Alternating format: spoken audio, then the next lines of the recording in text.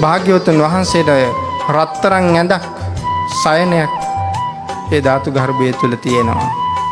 ධාතුන් වහන්සේ සයනය තුල තැන්පත් කරලා අදිෂ්ඨාන කරනවා ස්වාමීනි ජීවමාන සංඥාවෙන් එදා පරිනිර්වාණ මංචකයේ කෙසේ සැතපුණේද මගේ තථාගතයන් වහන්සේ මා සැදූ ආසනය තුල එසේම සැතපෙනසේක්වා කියලා කරපු ආරාධනාව සමග භාග්‍යවතුන් වහන්සේගේ ශ්‍රී දේහය මේ ධාතුන් වහන්සේලගෙන් නිර්මාණය වෙලා මේ මහසෑය තුල වැඩ ඉන්නවා සැතපීලා.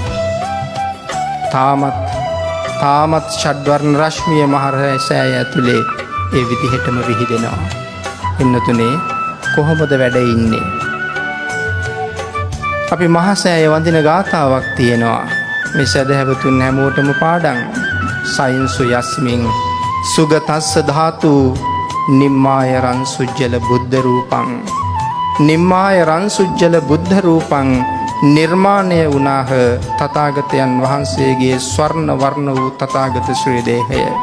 සයින්සු කියලා කියන්නේ පාලියෙන් සයති කියන්නේ නිදනවට සයින්සු නිදාගත්තාහ අතීත පදය.